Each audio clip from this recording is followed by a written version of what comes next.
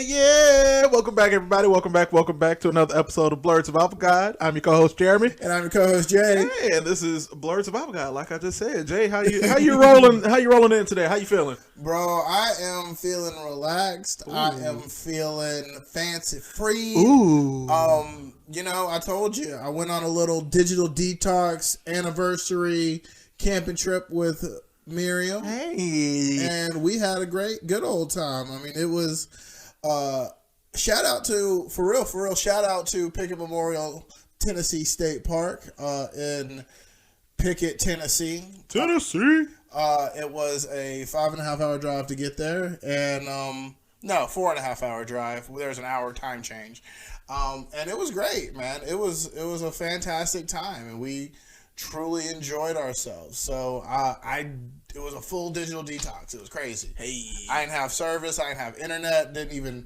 have television to entertain ourselves. So we just kind of sat and stared at each other a lot. Hey. Sometimes company is the best company. Not really. We talked a lot. We got to entertain each other. It was a good time. Dope. I'm happy. Congrats. Thank you. On your anniversary. It's been 2 years together. 2 years. Yeah, Hey. 2 years. I guess now 5 days. Hey. So that was great. By the time the great. episode comes out, it'll be 7. Say what? It'll be a whole week. Yeah, by the time the episode comes out, it will be a whole 2 years and 1 week. No, dude, it was great. How about you? How was your weekend? How have you been? I haven't seen you since, I guess, earlier this week. Oh, yeah, I did see you last Wednesday. Yeah, I think about it. That's when we went to go see what we're talking about today. Not last Wednesday. No, was that Sunday. that was last Sunday. My bad. But no, it was I had work. And we're getting we're getting ready for what's known as peak season in Amazon, which basically means I'm about to become a glorified Santa's elf. It's a good way of looking at it. It's one of those describe your jobs poorly. I'm literally the glorified elf. You're doing all the work without receiving any of the credit. I'm an elf. Yeah. Yeah. To Jeff Bezos Santa. So yeah, no, I am definitely that. Yeah, I'm there. So. I'm awake though. It's been a weekend, and we're here. We're going to talk about a movie that we did see last week, and it was Marvel's. We told you guys at the end of the episode last week what we're going to be talking about this week. Marvel's The Eternals. Oh man! Yeah. So before we get started, major spoilers ahead if you haven't seen it yet. Spoilers are ahead. It's not on Disney Plus just yet. Shang-Chi and all the newer Marvel movies have they just got released. Yeah, because Disney Plus Day happened this past weekend also, and that's whole other bunch of stuff that we can discuss. I didn't even get a chance to know about this thing. I knew it was happening, but for real, because he was off grid. We were all 100%. That's dope.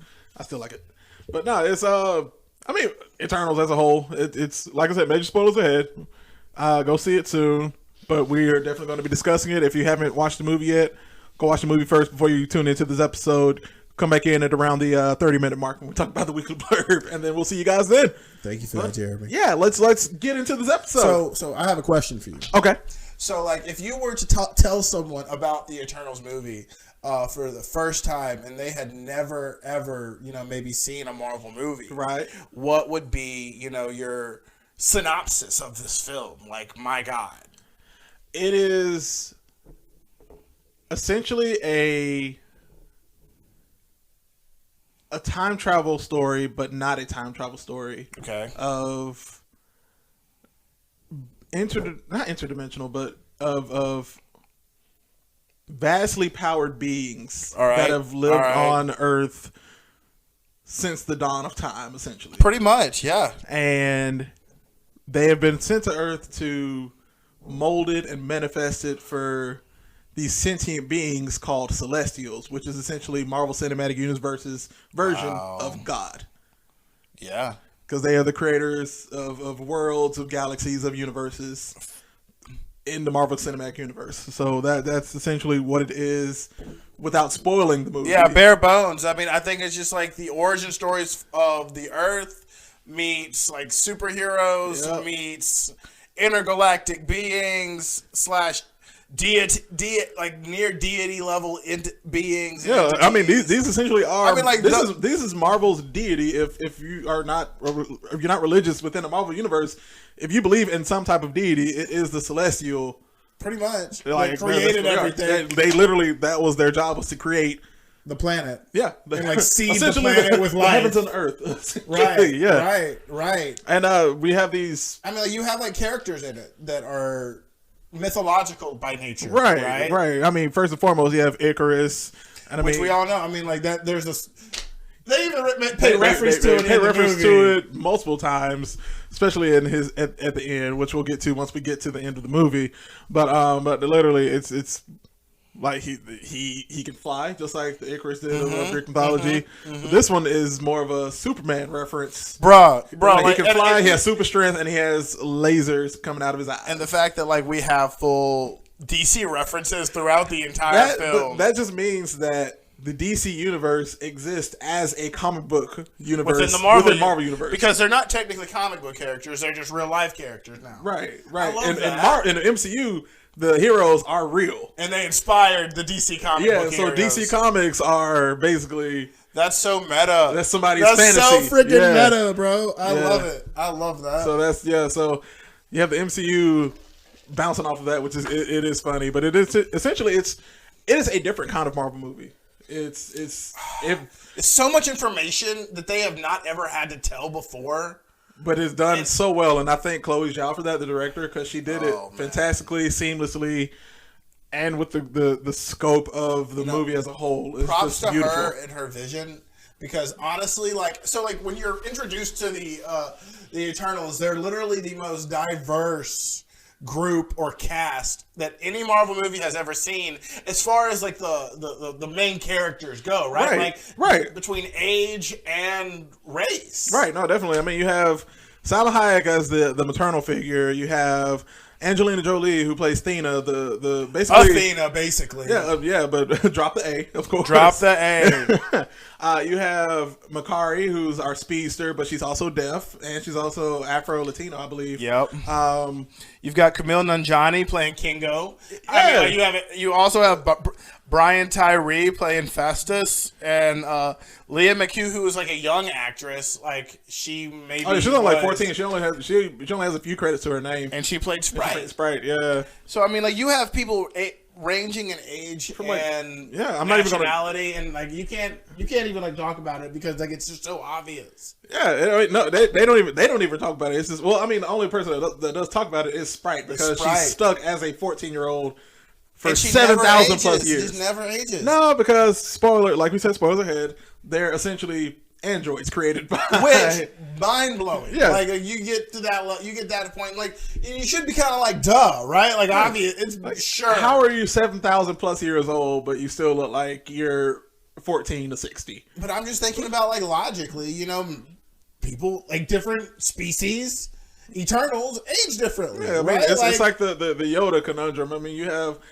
Baby Yoda from the Mandalorian series, technically, because the first episode there's a life form that has been in this nesting pod, who should be about 50 years old, pops open, you see Baby Yoda, so it's like the child, child, and it's like and if that's supposed to be 50 years old for Yoda's species, right? Yoda that we've seen in the OG Star Wars is at least 200 to 300 years old, looking like old man, which is so bizarre for like, you know, thinking like a 7,000-year-old being, because like they get there and it's like 5,000 BC. Right, it's like Mesopotamia, like the first civilization, literally the first civilization, the first like written like thing about it. Yeah, and they're in their, well, I wouldn't even say prime form, because this is the first time, quote unquote, first time on a planet, as far as we know, as far as the audience knows, right? Which you come to find out is not true. They've been apparently doing this for millennia. Yeah, and they're just erased and reset like androids to redo it over and over and over again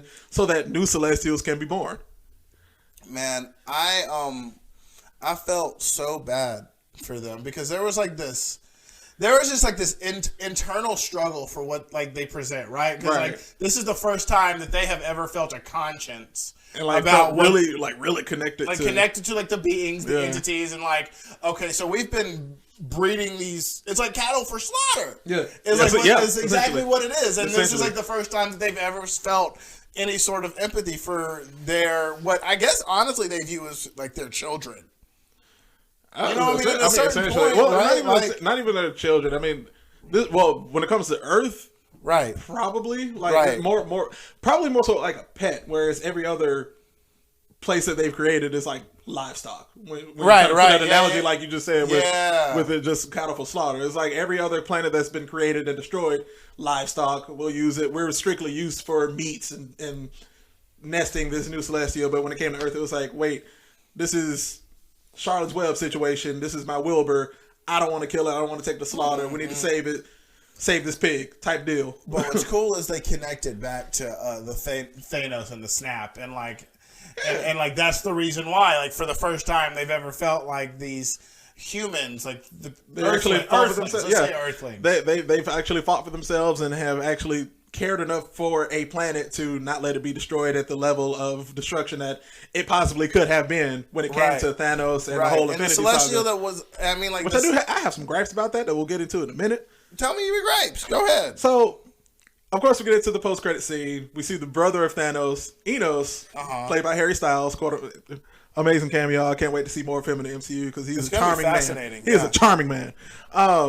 It's so weird that he's Thanos' brother. I mean, like, and you see how he looked versus how Thanos looked, bro. And Thanos was ugly. He was ugly. But here's the other thing: the Eternals were not supposed to be involved in any sort of conflict with Earth or with any planet unless deviants were involved. Thanos is half Eternal, half deviant. Where were the Eternals? Where were they? He is a deviant, therefore he's half deviant. Therefore, is that how do we know that? Technically in the comics he is. It hasn't been solidified in the MCU yet, but if it is at this point because he's half Eternal, because Enos is his brother, the other half is something. Right, because he's another Eternal, right? Like, right. So Thanos is an Eternal, which also means these. And you know wow, brain blast. Like, it builds the logic around his belief system so well because he wanted to create balance in the universe. He didn't want his whole goal of is like to keep probably even to keep Celestials from being born at the rapid rate. Yeah, he didn't want his world destroyed. Like, he didn't want Titan destroyed because he wanted to keep the planet living, live, and thriving, but he couldn't because plants were going dead and everybody. And you got to wonder if Titan was potentially a breeding ground for a Celestial. Now that we're at Eternals, I believe it. You could be. I mean, it could be very well. We're looking at because when the Avengers and when like Tony and Doctor Strange and the Guardians they all pop up there, and you see the planet post apocalyptic. Yeah. So this is like. What if? And it's one of those rare things where it's like the Celestial was born, but then the planet, instead of it being completely destroyed, it's like the Celestial was just like deuces, and it just kept that gravitational pull, so it still looked like a planet, sort of. Exactly, right? It's just like barely being held together. Yeah. Wow. So that's why, man, I'm like, the Eternals could have helped. They could have intervened. They definitely could have intervened. They had every right to. Now, were they available at the time? That's the kind of question. I mean, you had I cannot remember her name. Salma Hayek's character. Yeah. But she was just like, she said that when Thanos not did the Cersei, snap, right? Is it no, Cersei? Cersei is the main character. Ajax. When she was like, Thanos snapped it's been 5 years since Thanos snapped. That means she didn't get blipped. Which I have to believe that none of the other Eternals got blipped because technically they're not humans. Right. Yeah. Right. So, I mean, it's all life. I mean, arguably. And they knew about it, too. That's the other thing. That's so. Questions are starting to rack up, and it's getting. And I mean, that's what this movie was supposed to do, right? It's like really kind of reintroduce us to the Marvel Cinematic Universe in a way post-pandemic, in a way that's like post the television series, in a way that's like really, and I mean, I've seen like some TikToks about this, weeding out certain kinds of Marvel fans because it is what it is at this point. So like I said, the scope of the whole movie is just the conversation along because we can stay on my gripe all day about it. And if y'all have any comments on it, let a brother know because I got more questions than answers at this point, and I feel like Sheldon in the big that meme. I have more questions than answers. Like, I don't need sleep. I need answers. Like, that's where I'm at with this whole Thanos situation. Jeremy's gonna be up all night tonight just looking at. It's gonna be like a beautiful mountain in this room next time you see it. You're gonna see strings and shit everywhere. I can't wait for it. But to get a little bit controversial too, we had Marvel's first sex scene. Well, not first sex scene, but there was. I mean, it was kind of a sex scene. Yeah, but I mean, people were upset about it. Gripe about that, and then you had the homophobes of 2021 coming at. Man, props to him for playing a gay black man with a family. In 2020, well, 2023 at this point. I mean, like, props to him because honestly, like, that's like that level of representation we need in this life. I mean, and it's treated normal. It's just, I mean, it's treated as a family. So casual. I'm a man who has a family who wants to protect this family and this earth. He doesn't believe in this new celestial anymore. He believes in my family. That's all it is. And that's what this is. I mean, everybody just need to calm down.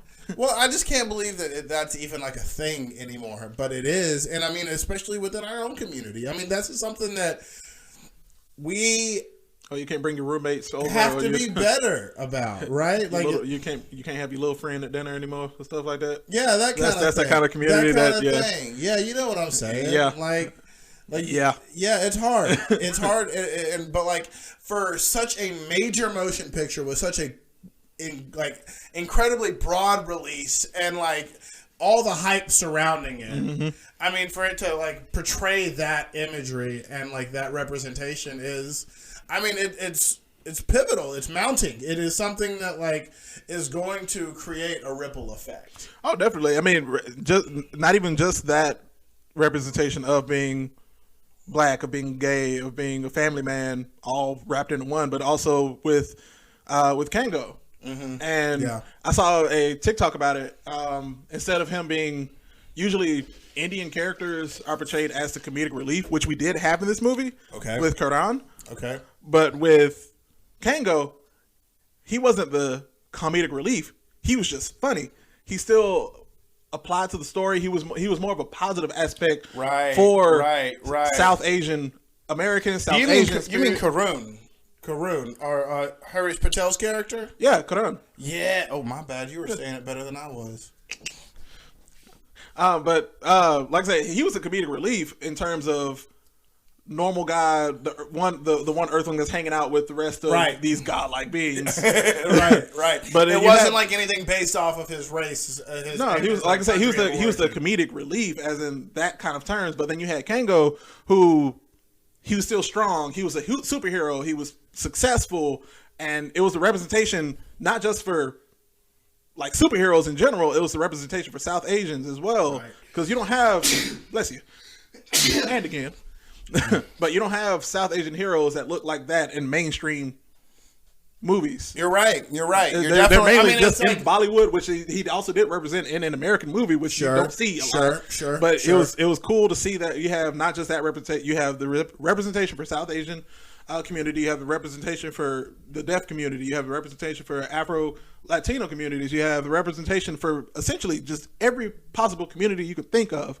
Right. And it worked so well as a movie as a whole that they didn't like blast this in your face like, hey, she's deaf.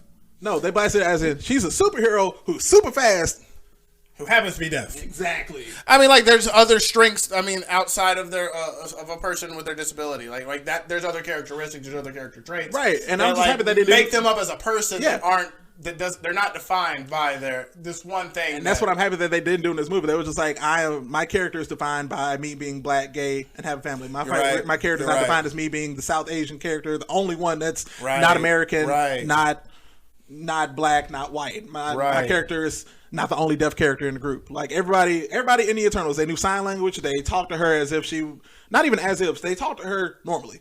As in, I hear you. I hear what I'm you're talking saying. to you as normal. But if I was deaf, I'll be talking to you normal as well, it wouldn't affect our conversation. There's no barrier there. There's no. And that was one of the beautiful things about this whole movie is that there were no barriers. It was everybody was treated as if we were just like we were just watching the Avengers, but with more color. I hear you, and I mean that's kind of the beautiful thing about this. You know what I will say though, hot take. Okay, I do have a real problem. Okay, with like the sprite crushing on, the Icarus, that You know, and like this is like the whole thing, right? Like, yeah, obviously she is a 7,000-year-old being, right? And that's the thing, though. But that was because she is stuck in a 14-year-old body, and that is a 14-year-old actress. Like I don't know what her age is, but she's supposed to be 14. But there's the thing: they didn't act upon it as they her, didn't. Like they didn't draw too much attention to it. No, it was her side character of her side story, her individual storyline was essentially I want to be human so that I can grow. You could do it like that, yeah. But also you could definitely draw a line to some like that Hollywood child like weirdness. You know what I'm saying? You can. It's not, and I won't even say it's a stretch, but it's. I'm not saying it's too far. It's not a stretch though. It's not too far because you did bring it up. There are people who have thought that, and I think it's worth just kind of. I want to raise attention to it purely because like it was something weird about the movie that I could see people feeling weird about. Right, and if I had to, I mean, it's a healthy debate, of course. It has to because I mean, like like those. Here's the thing. I mean, you got like the whole thing with like Drake and what's her face, Billie Eilish and every other young person that he's ever tried to talk to. Yes, it's weird. It's weird. But here's the thing: Icarus didn't act on it. No, he never paid it any mind. Exactly. The only person that actually knew about it and brought it up before anybody even discussed it was Kango. He was like, I can tell you in love with him. But like he's looking at her as if they're brother, not even brother and sister. It's like we've grown up, we've literally grown up together. We've grown up 7,000 years. So essentially we're both 7,000 years old. We're thinking of in terms of age, not as in terms of, hey, this 14-year-old girl is attracted to this 35-year-old man. And I just don't like the fact that they made it like a limitation for her. And like, they made it like a thing that she's sitting here constantly worried about. Yeah. Because I mean, at the end of the day, that is an underrated actress. It is an underrated actress, and that's weird. I don't think they pushed her to do that. I think that was more. I wouldn't even say an acting choice. I think like that's a struggle of the character. Like, right. That was and I think Chloe Zhao wanted the like I said, the overarching story for her was to be, I want to be human. I want to have human feelings. I want to grow up. I want to. And I'd agree that I want a human. And essentially, right. I want a human. I want to exist. I want to. And I think that they do a good job of keeping it there. Yeah. And like, because they kind of have to, because otherwise it could go left really badly. badly. Exactly. It really could have, and I'm glad they didn't. But it still, I want to raise attention to it because it freaks me out when I think about how badly it could go. Yeah. And like when I think about how weird Hollywood could be. Also true. That's all I'm saying. I get it.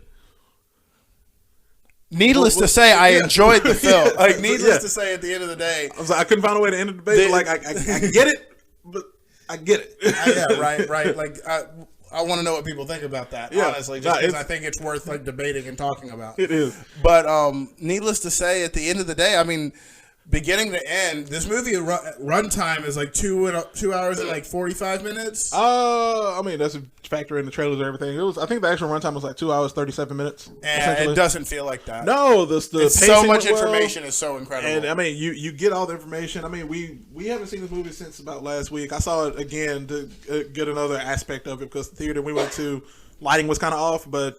That's besides the point. Was it much different in the other theater? Oh, when I went to the other theater. Much brighter? It's not even brighter. It was just like the color definition was so much better. Like on the lighter scenes and the darker scenes. Like, because that's the thing, right? Like during the darker scenes when we saw it, it was a bit too dark. It was almost like you couldn't see like certain things, things that you needed to see. It was like the too dark episode of Game of Thrones. Exactly. And when I went to the other theater. I was kind of like chalking it up to Chloe Zhao's like filming, recording style. Nah, it wasn't. Yeah, it was definitely, when I saw it the second time at the other theater, like you would have had to see it at the other theater. I hear you. I'll probably go see. I know I'll go see it again. Yeah. But essentially, look, to wrap things up, it is a fantastic movie. The scope of everything. One thing I didn't even touch on was the celestial size, and like I said, the scope of how this whole movie was directed. I mean, the first thing that we noticed that was like huge was the Domo, the ship. And I mean, you saw how big that was. I mean, even on that screen that we saw, it was just huge. I mean, it was a triangular ship, and what's kind of cool to think about is that they probably designed the pyramids after that thing. Oh, more than I'm likely. Just saying, like, there's so many cool things that, like, you have the Epic of Gilgamesh, you have like all of these like historical events that were also mythological, and like that shaped whole civilizations. Literally, like you have Babylon. You literally the city, the Tower of Babylon, where this whole thing, and literally the separation. They were all speaking different languages across the Tower of Babel too. Yep, and it was that, and then like even once they like, because that's when they separated essentially. So you have these different, like, even though the Tower of Babylon was literally the only civilization at the time,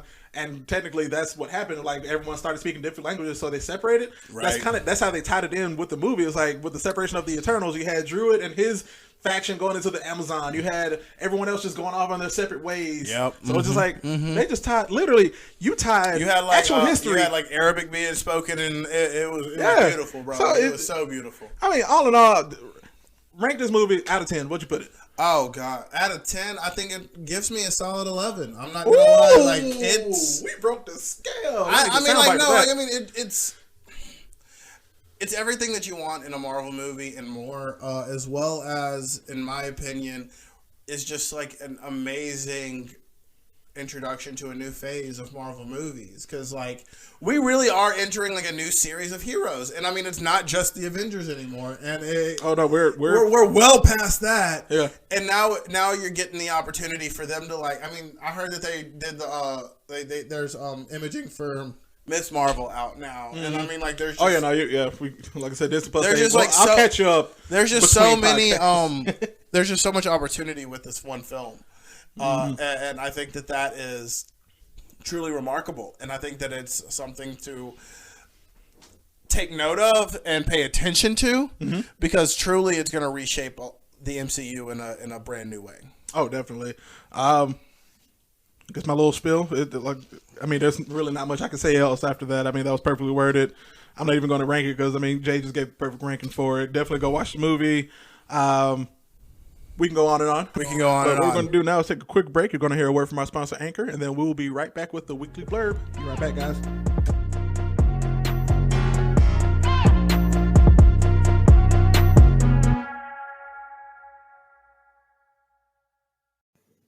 Hey guys, it's Jeremy here to talk to you about Anchor, the free podcast tool that you all need. If you haven't heard about Anchor, it's the easiest way to make a podcast. Let me explain. First of all, like I said, it's free. There are creation tools that allow you to record and edit your podcast right from your computer or your phone. Anchor will distribute your podcast for you so it can be heard on Spotify, Apple Podcasts, and many more. You can make money from your podcast with no minimum listenership, and it's everything you need to make a podcast all in one place.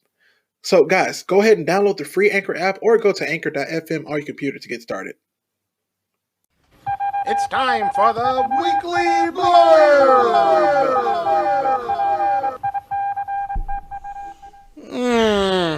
Welcome back, everybody. Welcome back. Jeremy's frustrated. A little bit. Why are you frustrated, Jeremy? Well, as you know, the Silk Sonic album just came out. Sure did. Yeah, An Evening with Silk Sonic. It's my new favorite album. I've been listening to it literally like 5 times per night. I mean, it's a solid 9-song album, bro. It's just like 24 Karat Magic. This isn't the weekly blur, by the way. We're just should be raving on it.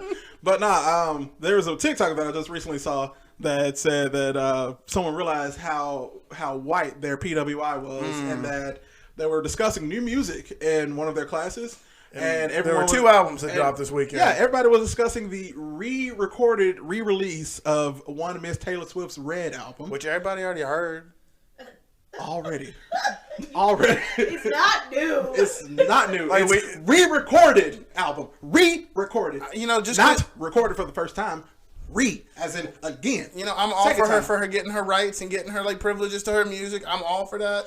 But the rest of this TikTok said, when I mentioned Silk Sonic, the entire class was like, who? And I felt that in my soul only because I was at work, and this is a personal anecdote. I was at work. The song had just come out. I'm sitting in my little area, listening to the album as I'm working, and I went over to one of my coworkers who is also white, and I asked her, "Hey, have you heard the new Silk Sonic album yet?" She was like, "Who?" I'm like, "Who? Excuse me?" And thing is, she knew songs. It's not that she knew the songs. It's that I went over to her later because I left out of anger, and I was like, all right, maybe frustration. She don't get it. Yeah, I was frustrated. Came back over later. There's a viral sound on TikTok, which is from the pre-chorus of "Smoking Out the Windows." I feel that. Got me. Yeah, all that. Yeah. That song gets me so hyped. I feel that song on so many levels. Oh, the way that and it's gonna get explicit. So visual. It's so visual. You could just. But I mean, the actual music video as well. It's just hilarious.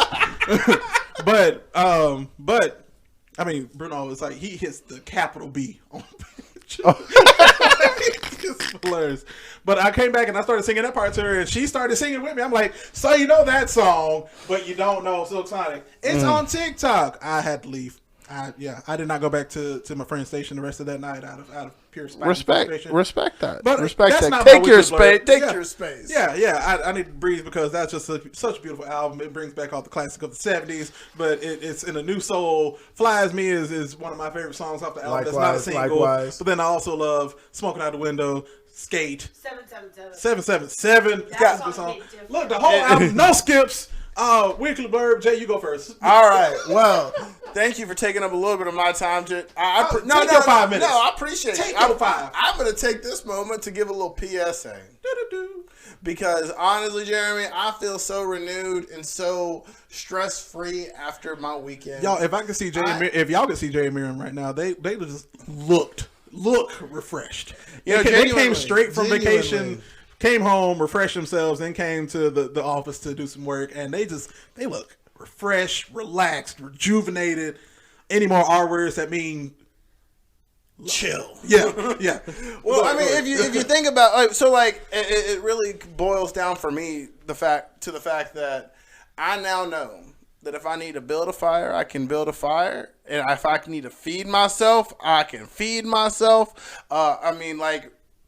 With the bare minimum necessities, right? We had heat, we had a little bit of electricity, and we had shelter. That's basically all we had all weekend. I mean, that was kind of all we really needed. And I mean, granted, so like in college, I took this course called it was like a seminar in sleep, a digital detox or whatever. And like we practiced meditation, we practiced like removing ourselves from our technology, like got all the way up to practicing 24 hours of no technology. So no phone, no internet, no television, whatever.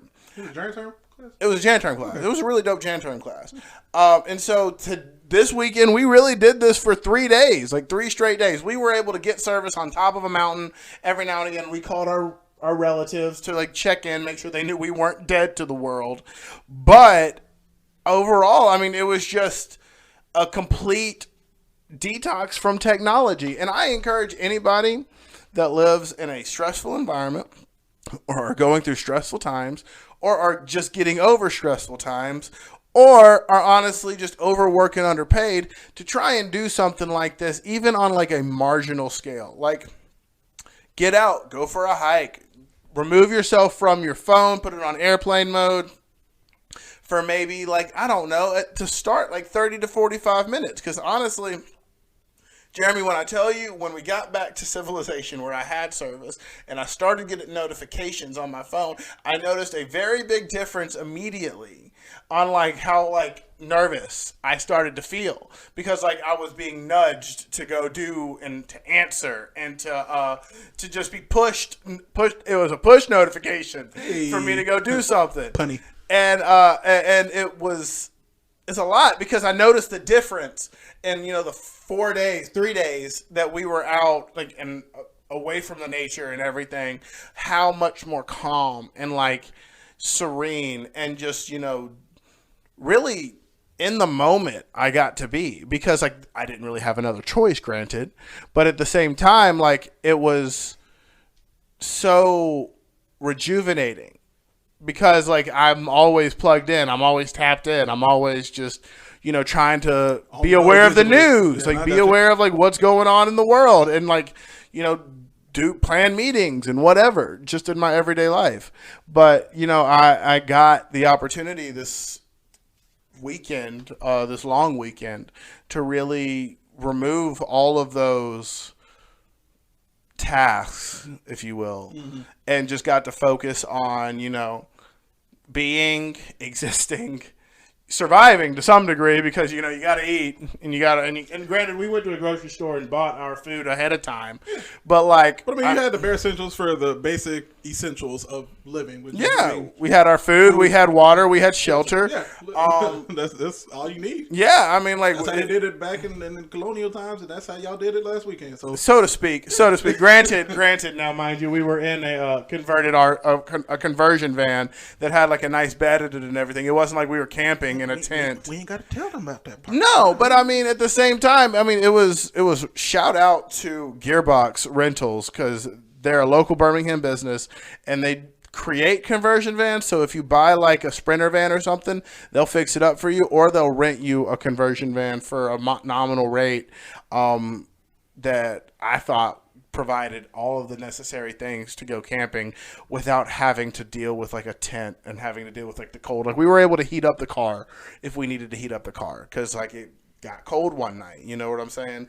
It wasn't like we had to suffer through. Now that's not my bag. I'm not over here trying to suffer through. I'm trying to relax and enjoy the nature, which is what we got to do. Right. And really and truly, like that's all I have to say on the matter. I hope that people take a moment and some time to, be in nature. We're from nature. We're a part of the nature. And the city adds like a level of stress that, you might not notice every now and then because it's like your everyday life. So that's my weekly blurb. Cool. As the city boy that I am, I'm happy for you guys. And hey, you're a boy. You're a Boy Scout. You're an Eagle Scout. I was on that because I did not like camping. I did my time. I was outside enough. I'm happy in my apartment. Respect. In my office. I did my time in the woods. I'm done. I do some fun with y'all. I go to a cabin. All right. Yeah. But onward and upward. Happy, like I said, happy for y'all. Congrats on 2 years anniversary. Oh, clink, champagne glasses everywhere. Clink. Chink. Yep. Now it's time to get into the festive holiday season. Little announcement of Blerd Survival Guide. We're partnering with the guys over at Blerd Over. Once again. Yeah, we had an interview with them a couple months back, and got to hang out with them, chill with them. We have since kept in contact with each other. Of course, they're also a Birmingham-based podcast and group. And I'm just going to read over their Instagram post. But we're essentially, Blerd Over and Friends are gearing up for they're doing it a second time. This is their second year doing it. But it's the Christmas toy drive. We're going to sponsor 3 families this year for Christmas. And if you guys would like to help us with Blerd Survival Guide and Blerd Over, you can send donations to our Cash App, which is Blerd Survival Guide, all connected, capitalized on the Blerd, on the B, the S, the G in Blerd Survival Guide. And I will be sharing this on our page as well. You can also Cash App, you can PayPal to skip1188@hotmail.com, or you can pick a toy on the wish list that we also will be sharing, and just comment to us, donate what you can, and we will put your name in to help with donating toys to these families. It is definitely for a good cause, and we're going to give you Blerd Over is doing discount codes for the merchandise. We also have discount codes. I'll let you guys know about it post podcast, but we have a discount code for our Redbubble merch as well. If you do donate, we can give you that merch code, so you can get discounts on merchandise. Love to do that. And any little thing will help, guys. I'm going to keep it short and sweet. I mean, you already heard my rant about Silk Sonic, so that was part of my Blerd. I'm going to do the rest of mine on the little, not even a little announcement. It's a big announcement. You have until December 18th. And that's when we're going to have, hopefully all the toys will be in / ordered so that we can get it to those families. And it's all for a good cause, guys. Any little dollar, penny, nickel will help. We appreciate you guys always for listening. And that's my time. Jay, where can the people find us? Well, Jeremy, they can find us on our Redbubble at Blerd Survival Guide store. Yeah. You can also like us on or follow us on Twitter at Blerd Guide or on TikTok at Blerd Guide. You can like us on Facebook at Blerd Survival Guide.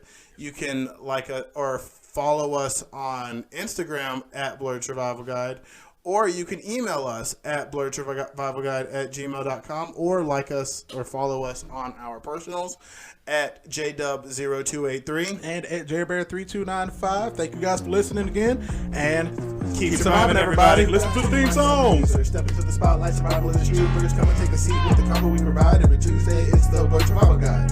2 guys, 2 mics, our producer. Step into the spotlight, survival of the troopers. Come and take a seat with the combo we provide. Every Tuesday, it's the Blerd Survival Guide.